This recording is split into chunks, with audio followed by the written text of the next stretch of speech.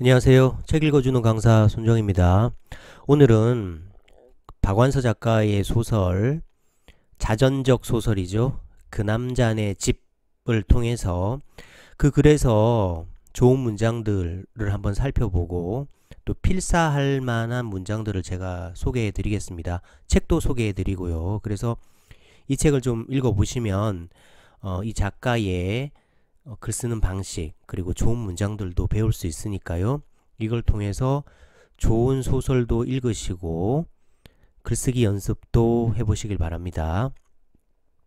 자, 그러면 그 남자네 집은 어떤 소설이냐 하면 자전적 소설이에요. 그냥 지어낸 게 아니라 본인의 과거 삶을 쓴 거죠.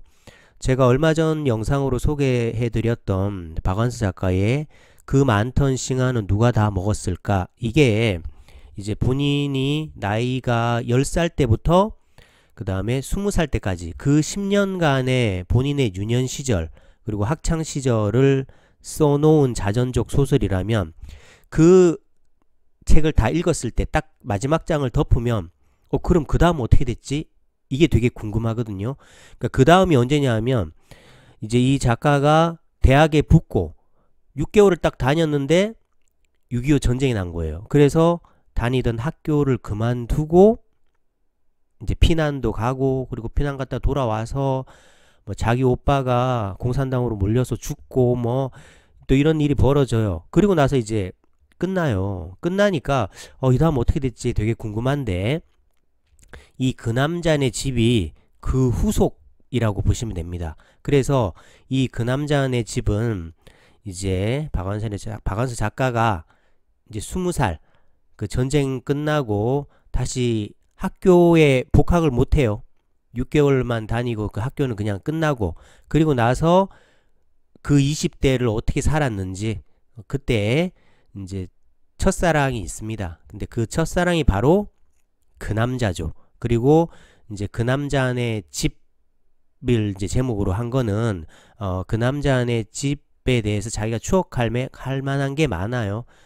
무지개 모양의 문이라든가 그 집의 구조, 그 집안의 정원이라든가 그리고 그분의 어머니 그리고 그 집안을 근처에 사는 이웃 주민들에 대한 얘기 이런 것들이 다 엮여져 있기 때문에 이제 제목을 그 남자네 집으로 했고 그래서 이제 이 책의 전체적인 내용은 자신의 첫사랑에 대한 얘기와 그리고 결국은 첫사랑하고 결혼하지 않고 이제 다른 남자랑 결혼을 해서 이제 결혼 생활을 시작을 하죠. 이제 결혼 생활을 하다가 또 중간에 또 이 첫사랑을 또 만나요. 만나서 또 약간의 뭐 외도라면 외도고 또 그냥 추억이라면 이제 추억을 이제 되씹었다 그러면 또 그렇게 말할 수도 있고요. 또 그런 장면들도 또 나오고 결국은 끝내 다시 헤어지고 또 시간이 현재로 와서 현재라 하면 한 1990년 정도 될 거예요. 1990년이나 한 2000년대 초반 이 책이 2000년 초반에 나왔으니까 그때 이제 그 남자가 이제 죽었다는 소식까지도 이제 전하면서 이 책은 마무리가 되는데요.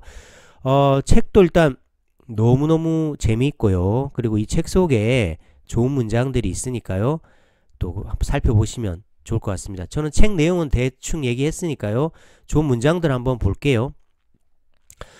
제가 이제 글쓰기 강사로서 늘 얘기하는 게 좋은 글이 되려면 직유법이나 은유법 또는 묘사 이런 것들을 통해서 내가 나타내고자 하는 대상을 그냥 직설적으로 표현하기보다는 이제 보조관념을 통해서 비교 대상을 가지고 표현해주면 더 잘 나타낼 수 있다. 그래서 이제 글을 말하는 글쓰기가 아니라 보여주는 글쓰기를 해라. 제가 이런 말씀을 늘 드리잖아요. 그래서 여기도 이런 지읒법이 있습니다. 이제 그 남자하고 이제 포장마차에 가서 이제 안주 같은 걸 먹는데 그 남자가 꼬치죠. 꼬지를 먹는 그런 모습입니다. 그는 대답하지 않고 꼬챙이에 낀 힘줄같이 생긴 걸 늙은이처럼 느릿느릿 신중하게 씹기 시작했다. 마치 그 안에 숨어있는 미소한 고기 맛도 안 놓치겠다는 듯이 그의 턱 운동은 철저하고 집중적이었다. 자, 이렇게 딱 읽고 나니까 이제 떠올려지죠. 그 포장마차에서 그 남자가 그 꼬지를 먹고 있는 모습, 아주 그게 정말 찔겨서 그런 건지 아니면 정말 그 속에 숨어있는 모든 맛을 다 밝혀내려고 그랬는지 아주 느릿느릿 신중하게 씹고 있는 모습이 떠오르잖아요. 그래서 그거를 그냥 그는 꼬챙이에 낀 거를 뭐 씹었다 이렇게 하기보다는 늙은이처럼 느릿느릿, 여기 이제 처럼이 들어갔으니까 이제 직유법이 되는 거잖아요. 그래서 글을 읽으실 때 이런 걸 보면서 아, 이 작가는 이 장면을 더 잘 표현하기 위해서 이런 직유법을 썼구나, 이런 거를 느껴보시면서 여러분들도 앞으로 이제 글을 쓰실 때 어떤 장면에 대해서 쓴다 그러면 박완서 작가는 저 장면에서 그런 직유법을 썼는데 나는 이 장면을 더 잘 표현하기 위해서 내가 끌어올 수 있는 보조관념 뭐가 있을까, 이런 고민을 해보시면 좋을 것 같습니다. 자, 다음 장면은 이제 이 박완서 작가가 이 그 남자와 이제 첫사랑을 시작을 하고 나서 느낀 그 첫사랑에 대한 감정, 막 처음이니까 막 가슴 두근두근하고 그리고 두근두근 하면서도 약간 불안하기도 하고 그런 거 있잖아요. 이 사랑이 영원할까 이런 것도 있고 내가 정말 이 사람을 뭐 하고 끝까지 갈까, 아니면 내가 이 사람에 대해서 어떤 뭐 책임이나 의무를 다할 수 있을까, 뭐 이런 불안과 그다음에 이제 긴장도 있고요. 그 다음에 기대도 있고 이런 복합적인 감정이 섞여 있잖아요. 첫사랑을 딱 시작했을 때는. 그 느낌을 이렇게 표현했습니다. 나는 마치 길 가다 강풍을 만나 치마가 활짝 부풀러 오른 계집애처럼 붕 떠오르고 싶은 갈망과 얼른 치마를 다독거리며 땅바닥에 주저앉고 싶은 수치심을 동시에 느꼈다. 느껴지죠? 딱 그 첫사랑에 대한 기대와 불안이 이 바람 불어서 치마가 붕 떠오르는 그 느낌, 그리고 이걸 빨리 덮어야 되겠다, 이거를 이제 두 가지를 대조적으로 보여줌으로써 자신의 복합적인 감정을 이렇게 딱 보여줬잖아요. 그죠? 그래서 이런 것도 보시면서 나도 만약에 나의 심리 묘사를 할 때 나의 복합적인 감정을 표현한다면 박완서 작가는 그때 그렇게 했었지, 그러면 나는 이때 어떤 식으로 할 수 있을까, 이렇게 한번 해보시고, 이런 것도 이제 필사를 하려면 이런 걸 해야 되는 거죠. 이런 걸 하면서 그냥 쓰는 게 아니라 이 문장들이 뭘 의미한다, 작가가 이 문장을 썼을 때는 어떤 걸 표현하기 위해서 이렇게 썼다더라 라는 거를 생각하면서 써야 이제 필사인 거지, 아니면 그냥 이제 뺏겨 쓰기밖에 안 되는 거잖아요. 그죠? 그 필사도 분명히 의미를 알고 하자. 자, 그리고 이것도 이제 아주 좋습니다. 이제 이 박완서 작가가 그 유명한 박수근 화가 있죠. 그분하고 한때 미군 부대에서 같이 일한 적이 있어요. 그래서 그 박수근 작가가 많이 언급이 됩니다. 이분 책 속에서 한번 보겠습니다. 박수근이 표현한 그와 동시대의 여인들은 판화 속에서나 유화 속에서나 빈 광주리를 이고 있다. 그래서 귀로처럼 보인다. 귀로의 허기와 충만감, 귀로의 쓸쓸함과 조급증, 귀로의 피곤함과 안도감, 그런 것들을 겪어보지 않고 어찌 읽어낼 수 있을까. 자, 귀로라는 건 이제 집으로 온다는 거잖아요. 어떻게 보면 퇴근인데 이제 우리의 지금의 퇴근하고는 다르죠. 우리가 지금 직장일이라면 퇴근하는 건 그냥 그래도 내일 또 그 회사 나가면 또 일하면 한 달 뒤에 월급 나오고 이렇게 그 일이 좀 힘들고 이럴 수는 있어도 퇴근 자체에서 생에 대한 불안감 이런 거는 옛날하고는 좀 덜 하잖아요. 이때는 언제냐면 6.25 직후라 저마다 먹고 살 거리도 없고 이미 시대 자체가 경제가 엉망이니까 광주리 속에 팔 거를 이고 나가도 오늘 다 팔 수 있을까? 그럼 또 내일은 어떡할까? 오늘 하루가 끝났지만 끝났다는 안도감이 있는 반면에 또 내일은 어떻게 될까라는 불안감이 동시에 있기 때문에 그 당시에 귀로라는 거에 대한 본인의 느낌을 이렇게 대조적으로 한 거예요. 그래서 이거는 어떻게 보면은 세상을 바라보는 통찰이라고 할 수 있잖아요. 그죠? 그래서 이 부분은 이제 통찰을 한번 느껴보시라는 겁니다. 그래서 귀로를 통해서 이 작가는 허기, 그때 뭐 밥이나 제대로 먹고 일했겠어요. 그죠? 허기와 충만감, 아주 멋진 표현이죠. 그죠? 배도 고프지만 그래도 오늘 할 일을 끝냈다라는 충만감 있죠, 그죠? 그리고 귀로의 쓸쓸함과 조급증, 그죠? 빨리 또 집에 가서 그때의 여성들은 또 그때 가사분담이 어딨어요, 그죠? 집에 가면 또 애들 돌봐야 되고 빨래 해야 되고 뭐 해야 되고 뭐 또 해야 되니까 빨리 가야 된다 이런 것도 있고, 이제 쓸쓸함이라는 거는 또 일터에서 다른 사람하고 이렇게 부대끼다가 혼자 이렇게 돌아가니까 또 쓸쓸한 감정도 또 있을 수 있겠죠. 그리고 귀로의 피곤과 안도감, 이렇게 귀로라는 말 하나 속에서 이렇게 대조적인 표현을 이런 단어들로 어떻게 이렇게 했을까요? 우리도 다 아는 단어잖아요, 그죠? 그러니까 작가는 우리들이 다 아는 단어를 적절한 곳에 쓰는 사람인 거잖아요, 그죠? 그런 거 한번 느껴보시기 바랍니다. 자, 그 다음에 이제 꽃을 표현한 거예요. 그러니까 이거 이제 인상묘사라고 하는데, 이제 꽃을 바라보고 그 꽃은 내 입장에서 어떤 느낌이다 이런 걸 한 거거든요. 한번 보겠습니다. 5월이 되자 사랑마당에서 온갖 꽃들이 피어났다.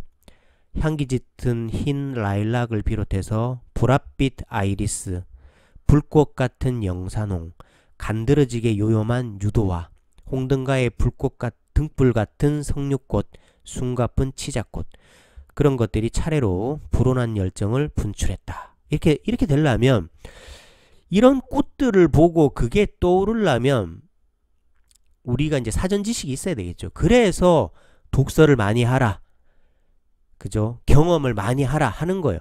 이게 유도화라는 일단 꽃 이름도 알아야 되는 거고, 그죠? 그리고 홍등가라면 그 홍등가에서 홍등가를 멀리서라도 이렇게 바라보면서, 아, 홍등가는 저렇게 등불이 저런 색깔이구나, 미리 알고 있어야 되는 거예요, 그죠? 그래서 여러 가지 경험도 해보고 여러 가지 책을 읽고 해서 이런 사전 지식이 있어야 되는 겁니다. 그러니까 유도화를 요염하다고 표현할 수 있는 거예요. 그 다음에 석류꽃을 등불 같다라고 할 수 있는 거예요, 그죠? 석류꽃을 모르면 이렇게 안 되는 거죠. 그래서 유도화가 얼마나 요염한지, 석류꽃이 정말 등불 같은지 한번 볼까요? 자, 이게 유도화인데 유도화 간드러지나요? 석류꽃 등불 같죠, 그죠? 자, 그러니까 이렇게 작가라면 항상 내 주변 사물을 관찰하고 꽃이 피어 있으면 절대 그 꽃을 이름 모를 꽃 이렇게 해서는 안 됩니다. 이것도 이제 박원서 작가의 말인데, 절대 이름 모를 꽃이 어딨겠습니까? 다 이름 있죠. 그 생물 도감, 꽃 검색 이런 데 하면 다 이름 있습니다. 그래서 지나가다가 이름 모르는 꽃이 있으면 꽃 검색, 네이버나 다음 가면 있죠. 꽃 검색 통해서 꼭 꽃 이름을 알아보시고 그 꽃을 이런 식으로 내 나름대로 한번 묘사를 해보세요. 간드러진다, 아니면 등불 같다, 이런 식으로 해놓으면 나중에 글 쓸 때 또 도움이 됩니다. 자, 96쪽 자신의 심리를 아주 적나라하게 숨기지 않고 표현했습니다. 이건 뭐냐 하면, 이 박원서 작가가 그 남자하고 사귈 때부터 원래부터 그 남자하고 결혼할 마음은 없었어요. 왜냐하면 그 남자는 아직 되게 철도 없고 그 다음에 또 백수였고 이렇기 때문에 그냥 그 사람 자체가 좋아서 첫사랑은 하지만 내가 결혼은 이 사람하고 안 하고, 결혼은 좀 현실적으로 안정적인 직장을 가진 사람하고 결혼해야 되겠다 이런 마음을 먹었어요. 그래서 결혼은 이제 은행원하고 결혼을 해요. 그래서 그 은행원하고 결혼하는 청첩장을 이 남자한테 갖다 주고, 그리고 이제 이 둘은 원래가 아무런 약속도 하지 않았어요. 뭐 결혼하자, 뭐 사랑한다 이런 표현도 안 했고, 뭐 육체적인 관계도 없었고 아주 순수한 관계였던 거죠.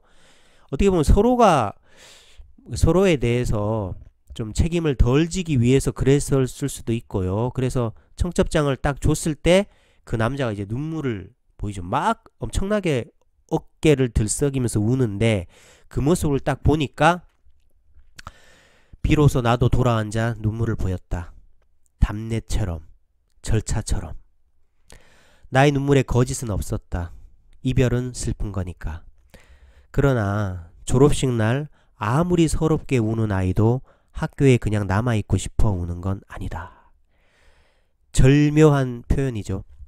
우리도 그렇잖아요. 첫사랑하고 누굴 좋아하지만 그 사람이 좋지만 그 속에서도 저 사람하고 결혼한다면 내가 잘 먹고 잘 살 수 있을까? 이런 계산적인 게 다 있잖아요, 그죠? 이제 이분도 그랬던 거예요. 그래서 자신의 눈물을 이별이니까 당연히 답례나 절차처럼 나도 울었다는 거예요. 하지만 거짓은 없었다는 거예요. 왜? 자기도 정말 사랑했으니까. 그래서 이별은 슬픈 거니까 울었다는 거예요. 하지만 내가 지금 슬퍼서 울지만 이 사람이 운다고 해서 내가 이 결혼을 그만두고 이 사람한테 돌아간다, 이런 마음은 없다는 거예요. 왜? 졸업식 날 우는 애도 이 졸업 자체가 슬프고 그래서 우는 거지, 내가 다시 초등학생이 될 거야, 다시 저 학교에 남아서 이 학교 계속 다닐 거야, 이런 사람은 없다는 거예요. 그죠? 그러니까 자기도 눈물은 보였지만 이별이 슬퍼서 운 거지 이 사람한테 돌아갈 마음은 없다라는 걸 이렇게 절묘하게 졸업식과 비교해서 표현을 한 거잖아요. 그죠? 그래서 우리가 어떤 장면을 쓴다 그러면 이 장면을 표현할 수 있는 가장 좋은 표현 뭘까? 이거를 늘 고민하고 한 글자 한 글자, 그죠? 한 땀 한 땀 써야 되는 거죠. 자, 마지막입니다. 이제 결혼을 했더니 그 시어머니가 요리에 엄청 집착하시는 분이에요. 그 결혼한 그 은행원 아들이 또 이렇게 외동 아들이에요. 그러다 보니까 먹는 거에 엄청 신경을 써서 결혼했는데도 이 작가를 부엌에도 들어오지 못하게 하고 본인이 다 요리를 해요. 그래서 이 작가는 장만 봐오고, 그래서 나중에 그 장보러 나가서 그걸 핑계로 그 첫사랑 다시 찾아가서 이제 바람도 피고 막 하는 그게 나오니까 그 직접 한번 읽어보시고요. 그 시어머니가 요리하는 장면을 또 묘사를 이렇게 했습니다. 시어머니가 부엌에서 양념 다지는 소리가 어찌나 요란하게 나는지 식칼 밑에서 도마에 톱밥이 튀는 게 보이는 듯했다. 그죠? 도마를 얼마나 열심히 두드려서 마늘을 찍고 이렇게 했으면은 마치 그 도마에 톱밥이 튀는 것처럼, 그죠? 그러니까 그 장면을 이렇게 다른 보조관념을 끌어왔다는 거예요. 그죠? 그래서 좋은 글은 이렇게 좋은 묘사, 좋은 비유다, 이거를 일단 정말 좋은 책입니다. 왜냐하면 스토리도 좋고 표현도 좋으니까요. 그죠? 그래서 요즘 사실 소설들, 재밌는 소설 많지 않잖아요. 그죠? 그리고 작품성도 있으면서 쭉쭉쭉쭉 잘 읽히면서 스토리도 좋고 표현도 좋은 소설이 사실 몇 권이나 되겠어요? 별로 없습니다. 근데 이거는 그 좋은 것 중에 하나니까요. 재미있게 읽으시고 글쓰기 연습도 할 수 있는 필사할 문장들도 스스로 한번 찾아내 보시길 바랍니다. 자, 오늘 책 읽어주는 강사는 여기서 마치겠습니다. 고맙습니다.